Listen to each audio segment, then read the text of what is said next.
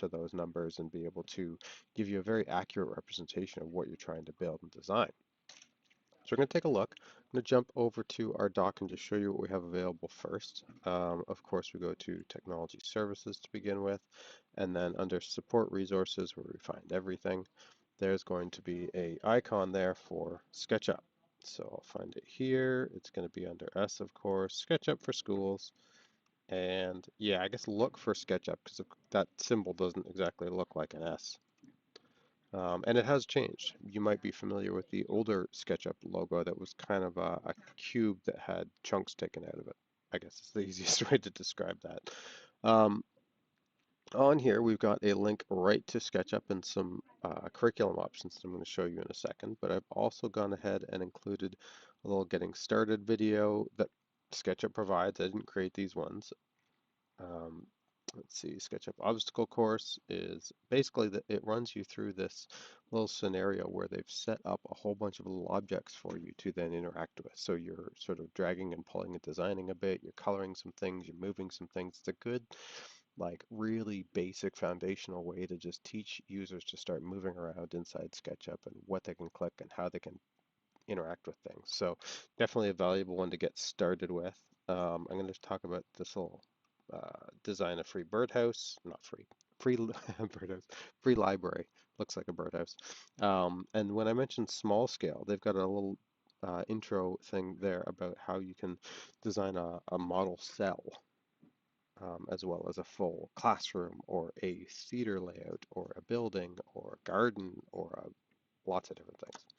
So we're going to check all of that out right about now. So I'm going to go to say drive for a second because really what I need to click is that little cluster of squares in the top corner. You're not going to go Google SketchUp. You don't need to look for SketchUp. You need to click the little cluster of squares in the corner, scroll down, down, down, and you will find SketchUp for Schools right there on that list for you.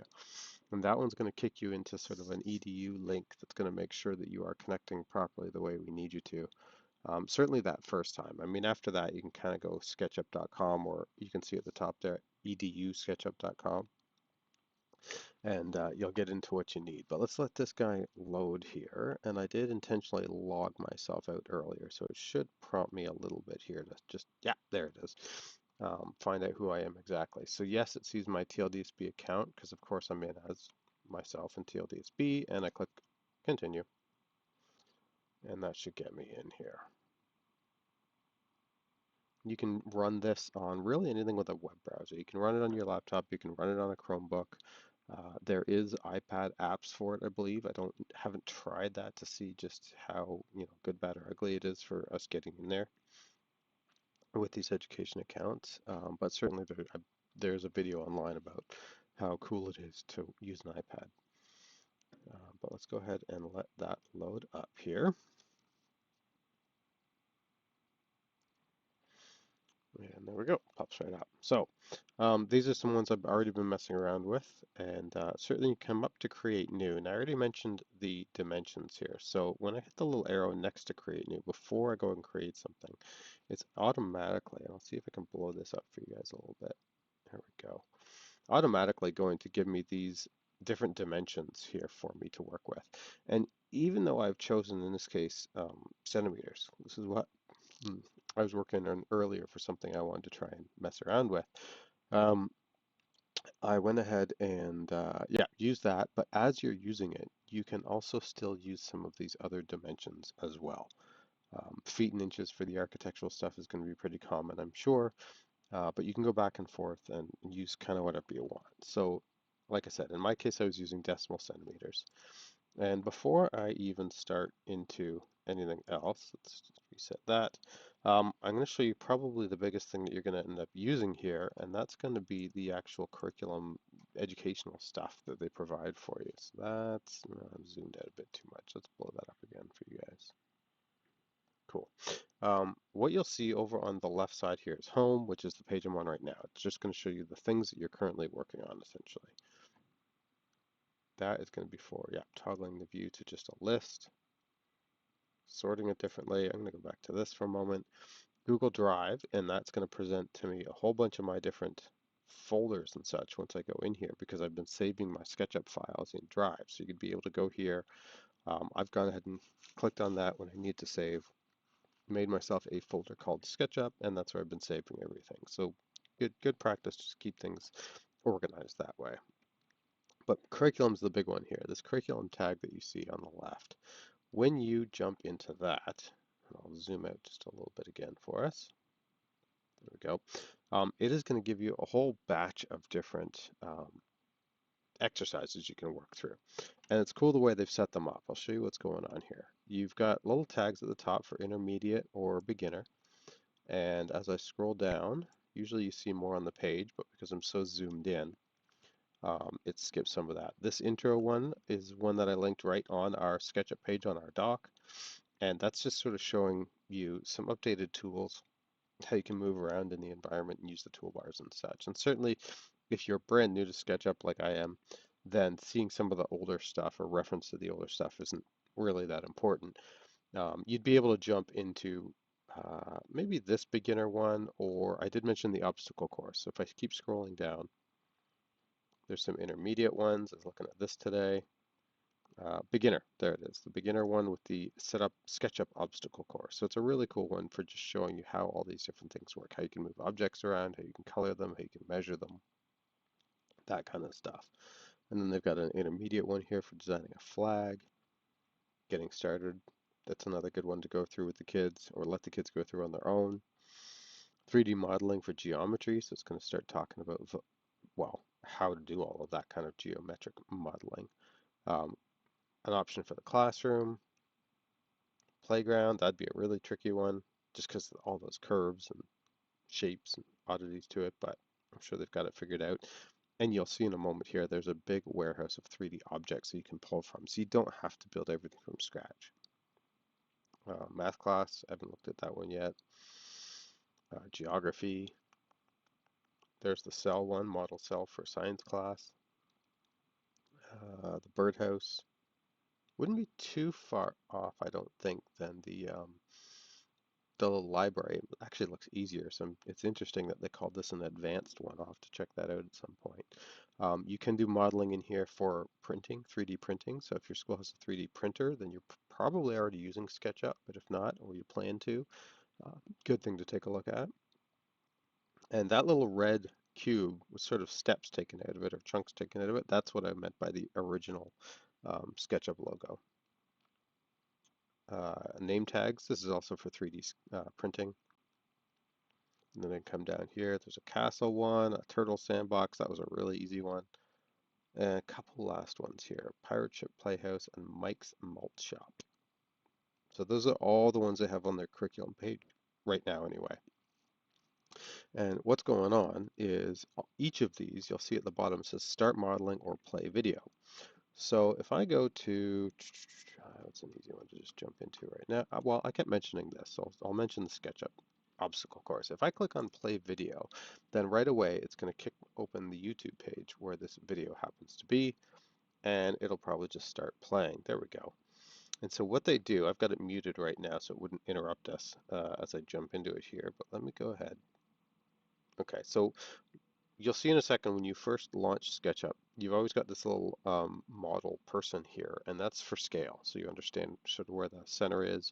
You've got these blue, green, and red lines, and she's there to give you an idea of what the scale is. And so in this case, with the obstacle course, there's going to be a bunch of different places you can go to, and it starts you here.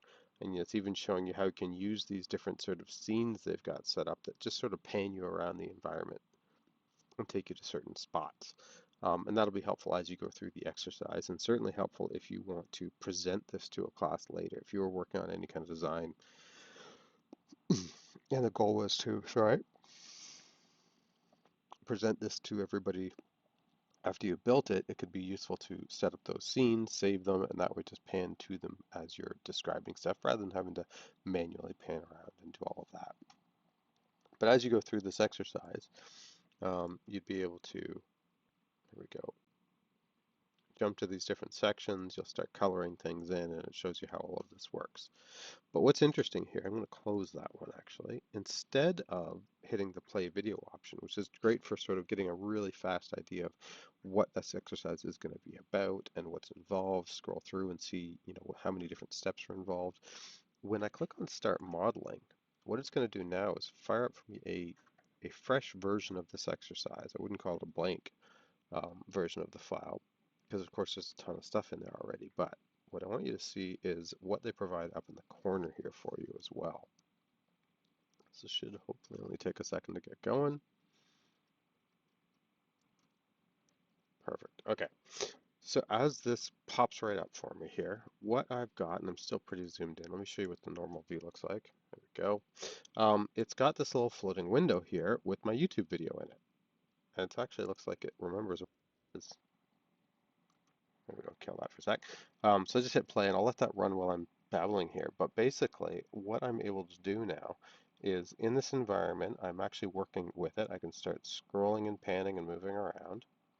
And if I zoom out a bunch, what you'll notice here is, let's see, where is everything? Oop, nothing.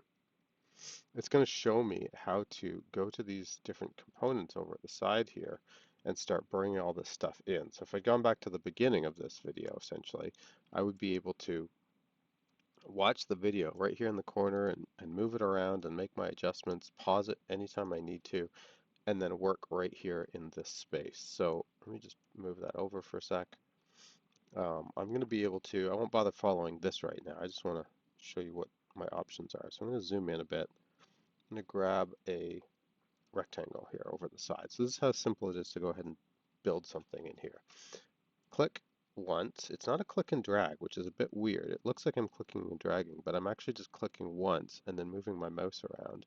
And the reason that that happens is you'll see here, it's a little bit tough with my ticker, but you can see in the bottom corner, right above my ticker, it's just sneaking in there in the far corner. It says dimensions, and I'm actually seeing those numbers change as I move this around. Right now they're in centimeters, so I go over about 400 by, I don't know, 600 or 700 would be, or 1,000, 500 by 1,000, let's say that. It's tough for me to hit those numbers exactly and keep everything in place. But without me doing anything, see, I just move my mouse around again. I'm going to go ahead and type 400, comma, how do I say 4 by, I'll do 4 by 800 and hit enter. And it will snap immediately to those dimensions. I don't know why it's got a weird green square there. I can go to my selection tool and then I can click this guy, and if I go to my move tool I can start moving him around and oh, I messed things up. That's okay. I obviously did something funny there. Let me select the whole thing. There we go. This will make it work better. Click move. And what you can do when you want to move stuff around, I'm going to click the very bottom corner of this and I start moving my mouse around, and it's going to let me just slide it all over the place. Click again. Maybe I'll grab this, move it over here. I wonder what I did to myself to make it wonky like that. It's taking what should be a really simple example and messing me up. Um, so that's okay. I have an undo button at the top here. I can go undo, undo, undo. Now let me just delete this for a second. Grab my thing here, grab all of that, and just delete, because I feel like something is confused. Ah, see, there is something there already. This is because I'm in this example. I figured there was something else going on. It's just not being revealed at the moment because of the way I went about loading this and then just drawing on top of it. So I'm going to hit this, go home. Actually, you know what? Don't save. Let me just create a new one from scratch for a second. There we go. I'll get the little video out of the way and show you what I was trying to show you, how simple it is. I'm going to go ahead and click once. Ooh, wrong tool. This tool, rectangle tool. There we go. Click once, start dragging out, and again, I'm going to go 400, comma 800. There. So this time, I got what I was looking for. This time, I have a rectangle that's 400 centimeters by 600 or 800 centimeters.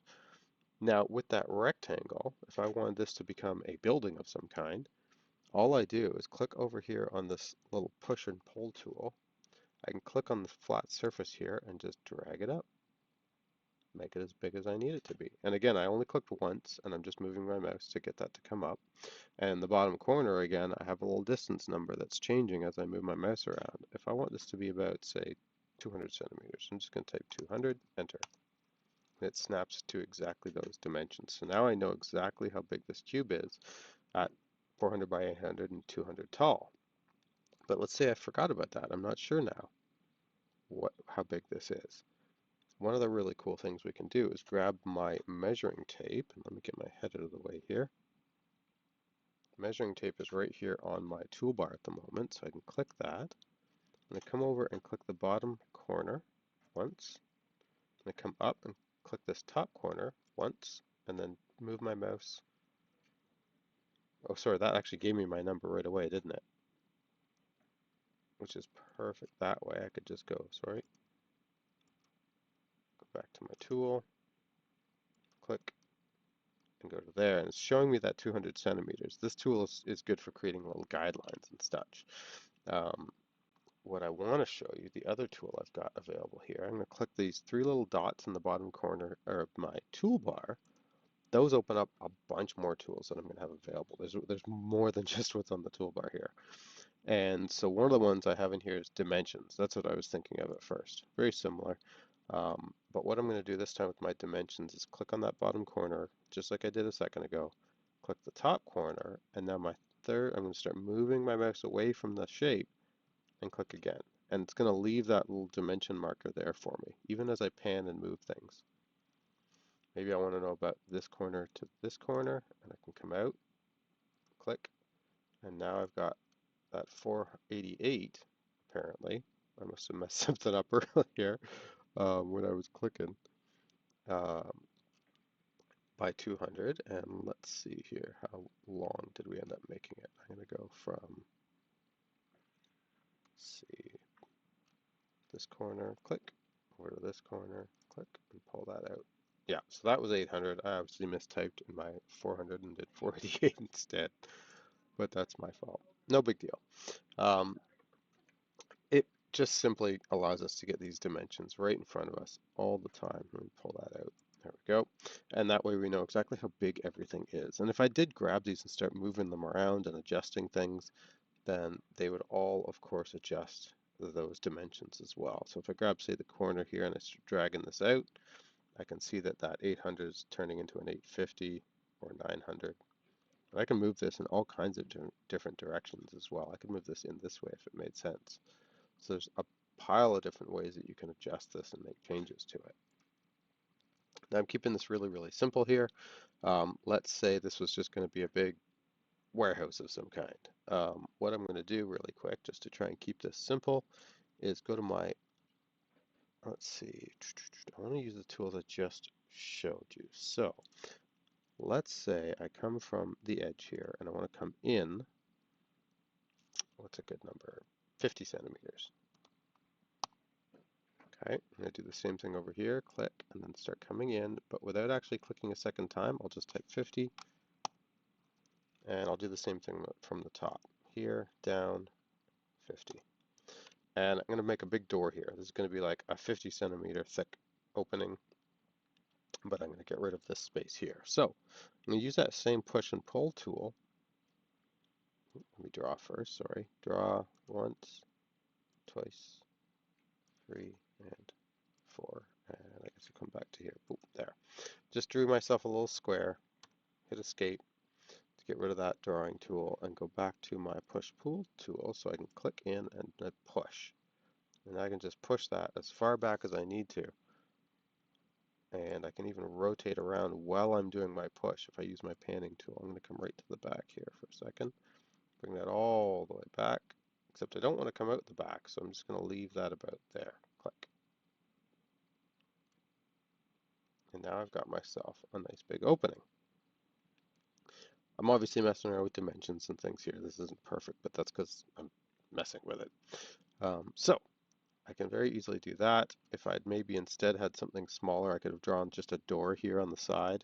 Let me make you the quickest, jankiest door ever. There. Oh, I see I missed that one. Escape. Undo. There we go. Click. And click. There. Now I should be able to go ahead and grab this push tool and I could just push that in. Me messing with those dimensions really confused it though. It said, okay. But I'm not going to try and get into an in-depth version of how this works right now because, like I said, you've got videos that are going to show you like step by step with all those extra instructions the best way to do this stuff. What I want to show you is over on the side here, I've got a bunch of other little options here. So I'll get my face out of the way again. And let's see, the first one is for entities that you've selected on, which I haven't done any of that yet. Then I've got this instructor curriculum area. So this is going to tell me about whatever tool I'm on right now, which is the select tool at the moment. If I switch to the line tool, it's going to tell me about the line tool. If I go to the push pull tool, it's going to tell me about the push pull tool. And a lot of these have additional, like, I'll say modifiers, things you can do with them. So right now the push pull is just going up and down. Um, but if I were to go to, say, the move tool is a good example. The move tool, like it's showing you here, is going to let me just move things. But then if I hit control, it also lets me copy things. So here's the move, and then they hit control, and now they duplicate it. So I could make one item and then use it over and over again really easily. Let me go to, let's see, I'm trying to collapse some of these areas here. Get rid of those and that. I'm going to go to the next one here, which is our 3D warehouse. So if I just wanted to build something and make, I don't know, a little outdoor park area thing, and I needed a bird bath. Haven't looked at this before, but I'm pretty confident. Yep, there's one. I can click on that, and I can just bring that into my, there we go. I can bring it right into here if I wanted to. There it is. We can manipulate that and move it around and make our changes. It's even got a shadow, I guess. And I could incorporate that if I wanted to. Let me come to my next one here. Let's see, textures, styles, for how things look. Yeah, I don't want to mess around with that too much right now. What else do we have here? Yeah, tags, there's some different perspectives, these different scenes, that's where we're seeing in the video. You can click around and just jump to different parts of it. So let me show you briefly here some of the options that are available when you're looking at these videos. So what it'll do, let me pull this one up right now. This is the birdhouse one. And here we've built the birdhouse, and I've done this one as well. It's a neat little way to show you how to basically create sort of your own little carpentry project because they worked with 3/4 inch plywood as the example here. So all of these pieces were set to 3/4 inch as they were built. Each time the push pull tool got used, they just typed 3/4 down in the bottom corner and everything was always exactly the same thickness that way. So it made it really easy. But one of the things they talk about in here is how you can take a bunch of pieces and group them together. And in SketchUp, they've got something beyond just grouping they call components. And the components piece is really pretty cool because it basically means that you can sort of save an item as this sort of grouped object and you can stick them together like on this drawing. But then later you can click on it and move. And instead of just moving, say, that part or this part, it understands that this little door frame here is all one unit. And when you click to move it, the whole thing moves. So with this one, he's going to show here how you can take this and create this exploded view. So you take basically select the whole item and then use that move tool to create an instant copy. So you've just done all your work. Then select the individual components and just drag them out basically. You can drag them away from each other. And it's going to give you, as I scroll forward, this exploded view of what you've created. So it's if you are designing this or want to print this or use it for actual woodworking, then this is going to be a really handy view to be able to use. And just like I did a moment ago with that little measuring tool, you could add a whole bunch of um, dimensions to this, a whole bunch of measurements to this, and that way you're not having to second guess or make up numbers as you go. You've got everything already figured out and planned perfectly. Another little video I want to show here that's similar is one of the more advanced ones that they've got in there. It's sort of an intermediate one, and it gets into building a house. And so they first component, they built a floor plan, and that's just a basic line drawing, completely one-dimensional, not even two-dimensional, just one-dimensional, look completely flat, and built in the exact same environment we were just looking at. You just happen to be staring straight down, so that you can pan and zoom on this, it'll get very flat. But what they did was take that and then angle it, start building up some, oop, that's too far, building up some walls, adding some windows. Oop, that one was from, there you go, from the little 3D gallery. They were pulled out these sliding doors, so you didn't have to design those themselves. Come in here, start drawing some doors, drawing some windows, but what they did here was make the windows a component item. And this is here on the right click menu, you can see make component. So you can click on something that you've drawn, even if it's just a rectangle, and say this is a component and call it window. And by doing that, it means you can then very easily make more of them. So you can see here there's 1, 2, 3, and there's going to be more as you go around the shape. But the bit that I wanted to show you is actually over here. A little further along, they're going to start messing with the roof, adding some textures, making it look cool. That's all fun. But then there's a bit here with the windows I want to look at. There we go. So this is the component piece. So what he's done is shown how initially all the windows are one component, but it's going to allow me to select the two here on the side of this house and make them independent. So basically it's like saying, hey, I have a component here. Now I want to take these two guys and separate them out. So I have two independent components. There's a regular window, which they've still got over here, and then there's these two guys that are unique to each other. They're not going to be affected by what happens to the other ones. What I mean by that is he's going to be able to come over here now and grab that window and start making a little adjustments to it. And so as a demo, that's exactly what he does. Grabs the component, starts moving it around. You can see the other window starts adjusting as well. And all the other windows around that house would start adjusting as well. But then these independent ones, they're on their own. And the advantage is that in this case, it's going to be able to click on those particular windows and make them bigger. They're part of a living room. They can be a little closer to the floor in this case, but he doesn't want all the windows in the whole house to get affected.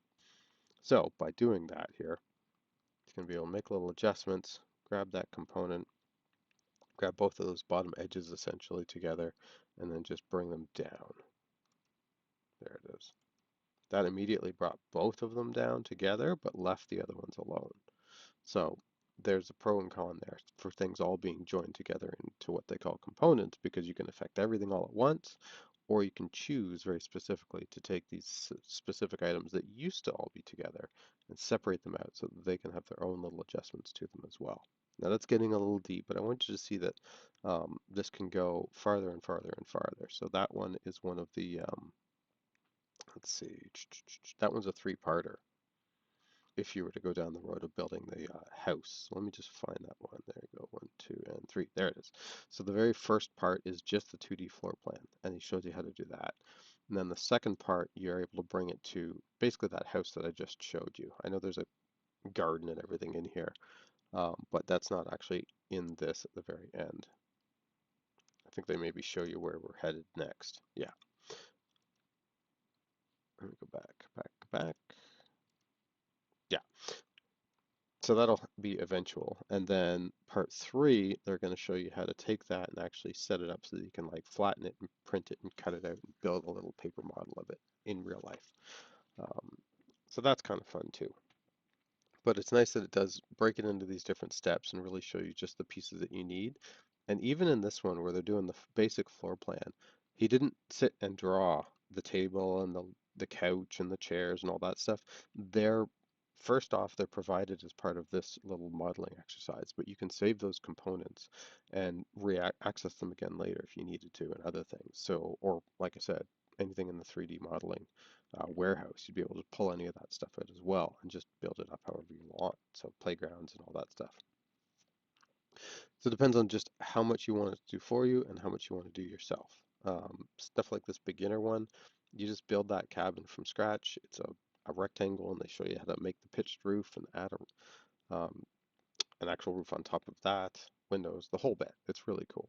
So definitely anything you want to do where kids are designing and building anything they can imagine, they're able to do it in here in a real scale in a way that's going to be useful for actual physical building or 3D modeling, as in a 3D printer or any of those different things. So really cool what we're able to do with SketchUp. So definitely worth checking out. And with our, educational accounts, you can go through that little cluster of squares in the corner and get the EDU version of SketchUp fired up and just start exploring and allowing your kids to sort of build stuff and explore stuff. And you come up with like little projects to begin with for sure. Let them get a feel for how the software works. Anything that is capable of really complicated stuff isn't going to be insanely simple to get started with. It has really neat features in there. So it's not like firing up paint and just drawing rectangles and squares and junk. Um, it's more involved in that, but it's worth getting through those beginner exercises and even the intermediate exercises and understanding how it all functions and goes together. Because there's some really cool features in there that are going to let you create really anything you can dream of. So check it out, enjoy SketchUp, and dig into some of these exercises that they've got for you. Because again, the actual exercise options will have a bunch of components and elements and pieces in there for you to get started with. So you're not starting from scratch on any of these, which is nice. And I'll see you next Monday.